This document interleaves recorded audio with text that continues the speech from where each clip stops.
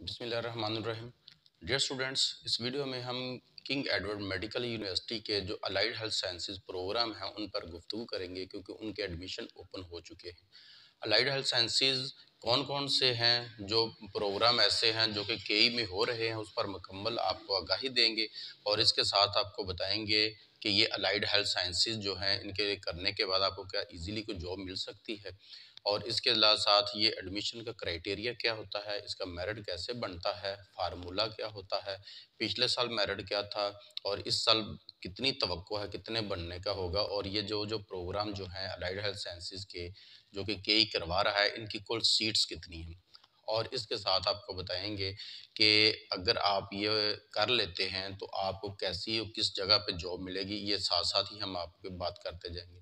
सबसे पहली बात है कि केई के नाम से कोई बंदा ऐसा नहीं है, कोई तालिब इल्म ऐसा नहीं जो कि मेडिकल में हो और वो केई का नाम ना जानता हो। किंग एडवर्ड मेडिकल यूनिवर्सिटी, इसमें आपका अगर हो जाता है किसी भी प्रोग्राम में तो आपकी जॉब ईजी हो जाती है, आपको ईजिली जॉब मिल जाती है। असल में मेडिकल तालिब इल्म जो होते हैं उनका ज़हन यही होता है कि एमबीबीएस में एडमिशन नहीं हुआ, बीडीएस में हो जाए, बीडीएस में नहीं हुआ तो फिर हमारा जो फ्यूचर है वो तबाह हो चुका है। हालांकि ऐसा नहीं है।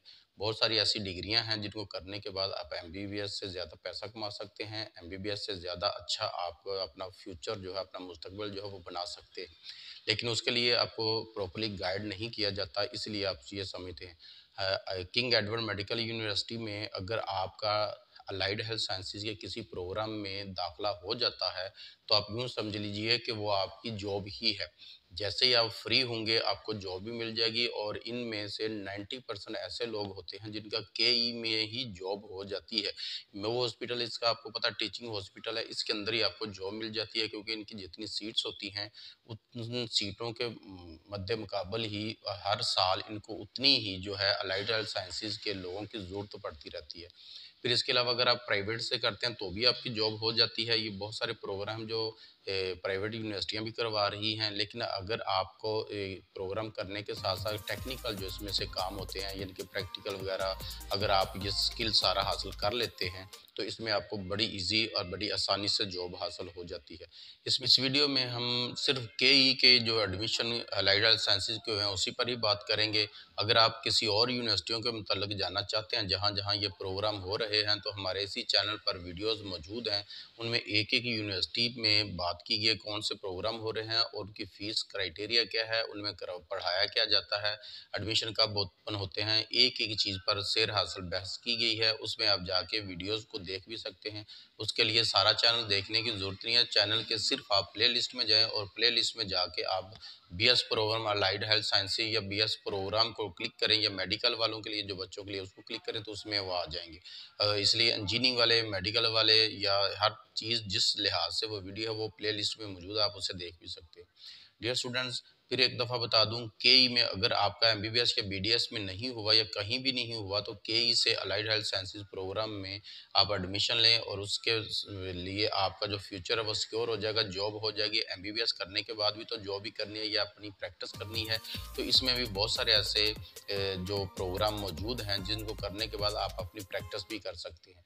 इवन के मेल और फीमेल दोनों के लिए, ये सिर्फ बॉयज़ या गर्ल्स के लिए नहीं है, दोनों में किसी का भी एडमिशन हो जाए तो उनके लिए जो उनका फ्यूचर सिक्योर हो सकता है, उनकी जॉब मिल सकती है। तो वीडियो हम शुरू करते हैं, इसमें सारी आपको डिटेल देते हैं, लेकिन उससे पहले हस्ब रवायत आपसे गुजारिश है, चैनल को सब्सक्राइब ज़रूर कीजिएगा, वीडियो को लाइक भी कीजिएगा।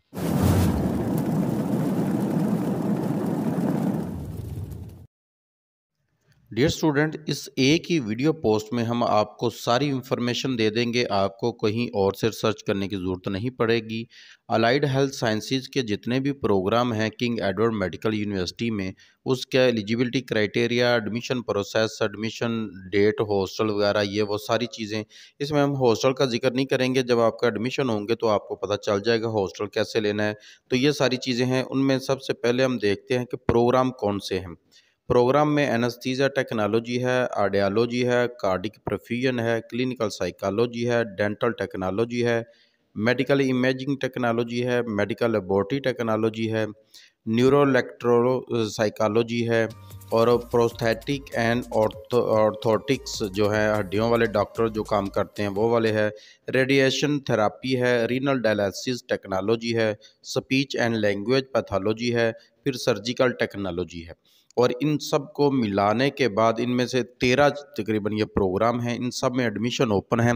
इनकी अभी हम सीट्स भी आपको बताते हैं कि कितनी है।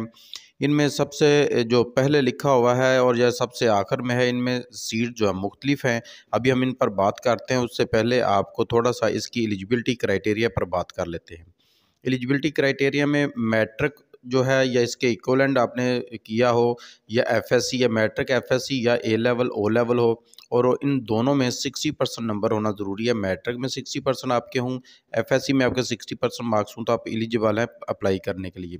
इसके बाद 60% एमडी कैट में आपके होना ज़रूरी है। तो इस साल एमडी कैट जो है उसकी परसेंटेज क्या आपने देनी है, या दूसरी एमडी कैट क्या होगी। इस साल आपको पता है एमडी कैट की परसेंटेज कम कर दी गई है, तो इसलिए इसकी परसेंटेज भी कम कर दी जाएगी। अभी आगे भी हम बात करते हैं।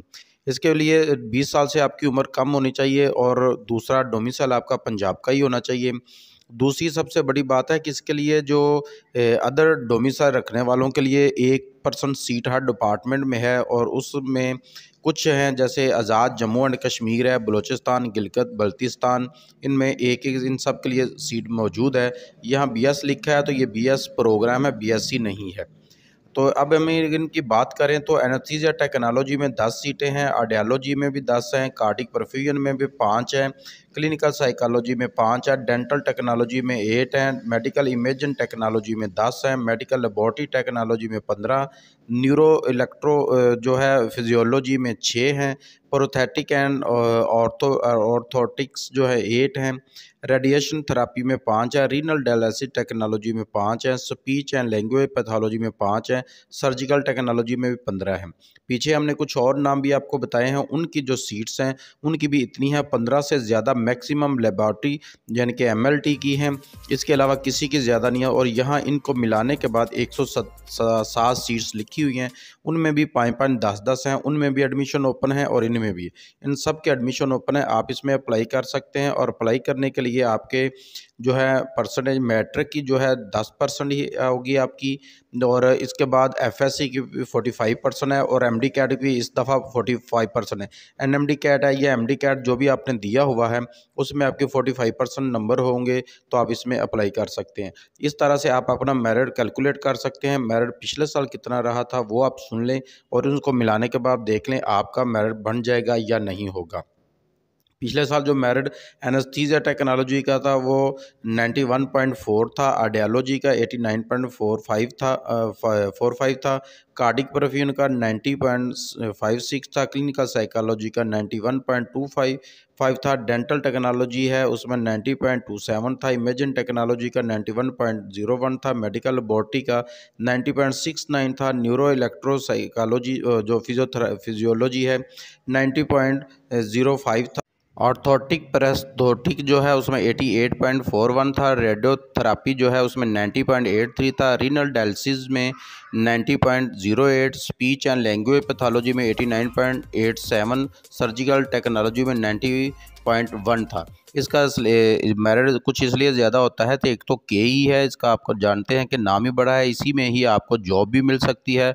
दूसरा इसका सीट्स कम होती हैं, गवर्नमेंट अदारा है तो इसलिए इसका मेरिट बहुत ज़्यादा हो जाता है। लेकिन इस दफ़ा इन तमाम जो मेरिट बना है इनमें सब में से कमी का इम्कान है। एमडी कैट में जिस तरह थोड़ी बहुत कमी हो रही है तो इस तरह उधर से जो बच्चे इधर आएंगे, सीट्स वैसे कम है लेकिन बहुत ज़्यादा फ़र्क नहीं पड़ेगा, लेकिन हर डिपार्टमेंट में थोड़ा थोड़ा फ़र्क पड़ेगा। अगर तो आपके इसके करीब करीब नंबर है तो अप्लाई कर दें, अगर थोड़े कम भी हैं तो फिर भी अप्लाई कीजिएगा, हो सकता है आपका मेरिट बन जाए।